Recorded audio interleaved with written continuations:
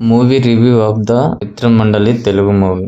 Movie చూసిన తర్వాత నాకు ఎలా అనిపించింది అంటే, ఈ మూవీలో ఒక డైలాగ్ ఉంది. ప్రియదర్శి 2 minutes పాటు నాన్ స్టాప్ గా మాట్లాడుతుంటే అందులోనే ఒక క్యారెక్టర్ ఏంటిది అని అడుగుతుంది. వెంటనే కమెడియన్ సత్య సోది అంటాడు. ఈ డైలాగ్ ఆ 2 minutes మాత్రమే కాదు, హోల్ ఈ మూవీ మొత్తానికి కూడా వర్తిస్తుందని నా అభిప్రాయం. నవ్వడం ఈజీ, కానీ నవ్వించడం చాలా కష్టం. అందులోనూ ప్యూర్ కామెడీ పుట్టించడం మహా కష్టం.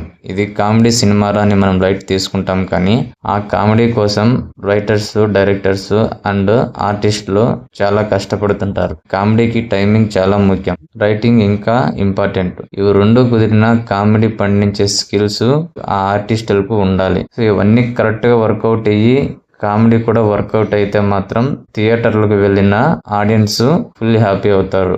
లైక్ జాతిరత్నాలు సినిమా లాగా. జాతిరత్నాలు మూవీ వచ్చాక కామెడీలో చాలా మార్పులు వచ్చాయి. రైటింగ్ స్టైల్ కూడా మారింది.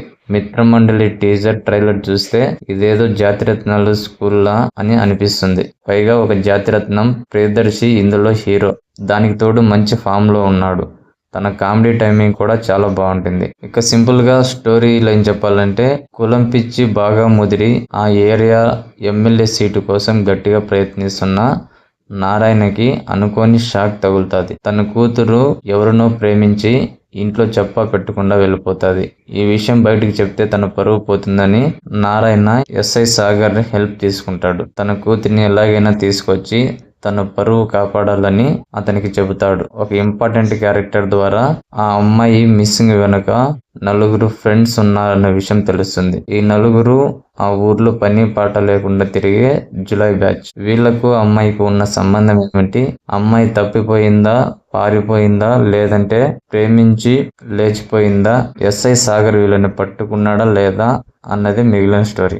ఇదో కథలేని కథ అంటూ ఇంట్రోలోనే వాయిస్ ఓవర్ లోనే చెప్పేశాడు డైరెక్టర్. నిజానికి కామెడీ మూవీలో స్టోరీకి పెద్ద ఇంపార్టెన్స్ ఏముండదు. కామెడీకే చాలా స్కోప్ ఉంటుంది. ఫ్రెష్నెస్ అనేది స్టోరీలో లేకపోయినా కామెడీలో ఉంటే సరిపోతుంది. కాకపోతే స్టోరీ ప్లస్ కామెడీ రెండు కూడా ఉంటే మూవీ హిట్ అవుతుంది. Like Jandhyala EVV Satyanarayana movies అన్ని కూడా కామెడీ మూవీసే, కానీ ఆ కామెడీ మూవీస్ లో కూడా స్టోరీలు చాలా బాగుంటాయి. అందుకే ఆ సినిమాలు హిట్ గా నిలిచాయి. ట్రెండ్ సెట్టర్ జాతిరత్నాలు మూవీలో కూడా అంతో ఇంతో స్టోరీ ఉంటుంది కాబట్టి కామెడీ బాగా వర్కౌట్ అయింది. ఆ క్యారెక్టర్స్ కూడా గుర్తుండిపోయాయి. అయితే ఈ మిత్రమండలి మూవీలో స్టోరీ మాత్రం కొంచెం కూడా కనిపించదు. కనీసం కామెడీ వర్కౌట్ అయిందా అంటే అది లేదు. అంతా కూడా ఫోర్స్ఫుల్ కామెడీయే ఉంటుంది. నేను కామెడీ రాస్తున్నాను రైటర్, నేను కామెడీ తీస్తున్నాను డైరెక్టర్, మేము కామెడీ చేస్తున్నామని ఆర్టిస్టులు అనుకుంటే సరిపోదు. రైటింగ్ లో, టేకింగ్ లో అండ్ ఆర్టిస్టులో కామెడీ ఉండాలి. లేదంటే స్క్రీన్ పై కామెడీ కాదు కదా, సినిమానే కామెడీ పీస్ అయిపోతుంది. అందుకు మిత్రమండలి ఒక చక్కటి ఎగ్జాంపుల్. ఈ మూవీలో కావాల్సినంత మంది కామెడీ ఆర్టిస్టులు ఉన్నారు. అందరూ కూడా కామెడీ చేయడంలో బెస్ట్ ఆర్టిస్టులే. డైరెక్టర్ కూడా కామెడీ లాంటిది ఏదో రాశాడు, కానీ కామెడీ మాత్రం పుట్టించలేకపోయాడు. దానికి కారణం రైటింగ్ లో అండ్ టేకింగ్ లో ఫెయిల్ అవడం. సీన్ నెంబర్ 1 నుంచి ప్రతి క్యారెక్టరు ఓవర్ చేస్తూ ఉంటుంది. ఈ ఓవర్ ది బోర్డ్ లో నుంచి కామెడీ పుడుతుందని డైరెక్టర్ ఎలా అనుకున్నాడో తెలియదు. బాల్ లేకుండా క్రికెట్ ఆడడం చూడడానికి బాగుంటుంది, కానీ రైటింగ్ లో బలం లేకుండా కామెడీ పుట్టించాలనుకోవడం మాత్రం మరీ ఓవర్ కాన్ఫిడెన్స్ గా అనిపిస్తుంది. సీన్ బై సీన్ చూస్తే ఆ సీన్లు చూసిన వారికి ఖచ్చితంగా నీరసం వస్తుంది. అసలు డైరెక్టర్ స్క్రిప్ట్ అనేది రాశాడా, లేదంటే సెట్ లో నలుగురు ఆర్టిస్టుల మధ్య కెమెరా పెట్టి మీకు నచ్చింది చేసుకోండి అని వదిలేశాడా అనే డౌట్ వస్తుంది. ఏ క్యారెక్టర్ ఒక గ్రాఫ్ అనేది క్యారీ చేయదు. ఎవరిని ఓన్ చేసుకోలేం. ఏ ట్రాక్ మన మైండ్ లోకి ఎక్కదు. దాంతో కామెడీ కాస్త ట్రాజెడీ అయిపోయింది. I am the important character అంటూ సత్య చేసిన హడావిడి కాస్త బెటర్ అనిపిస్తుంది. అక్కడక్కడ కొద్దిగా రిలీఫ్ కలుగుతుంది. అది కూడా రైటింగ్ స్కిల్ వల్ల కాదని, సత్య కామెడీ టైమింగ్ వల్లని ప్రతి ఒక్కరికి అర్థమైపోతుంది. ఇక సెకండ్ హాఫ్ విషయానికి వస్తే, సెకండ్ హాఫ్ లో స్టోరీ మొత్తం అంతా రోడ్డుపై పడినట్టు అవుతుంది. ఆ సీన్స్ మొత్తం అన్ని కూడా పాత సినిమాలని గుర్తు తెస్తుంటుంది.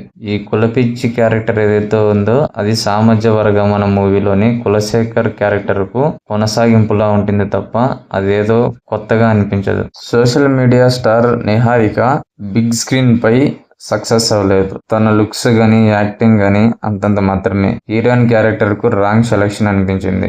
ఇంకా బ్రహ్మానందం గారు ఒక సాంగ్ లో కనిపిస్తారు అంతే. బ్యాక్గ్రౌండ్ స్కోర్ విషయానికి వస్తే అస్సలు బాలేదు. కత్తందుకో జానకి పాట ఫన్నీగా ఉన్నా పెద్దగా వర్కౌట్ అయితే కాలేదు. రైటింగ్ పరంగా చాలా మైనస్లు ఉన్నాయి. ఐడియా పరంగా కూడా చాలా వీక్ గా ఉన్న స్టోరీ ఇది. జాతిరత్నాలు ఫేవర్ లో మరో మూవీ చేయాలనుకున్న ప్రయత్నము సక్సెస్ అయితే అవ్వలేదు. ఫైనల్లీ మూవీ అయితే నాకైతే నచ్చలేదు.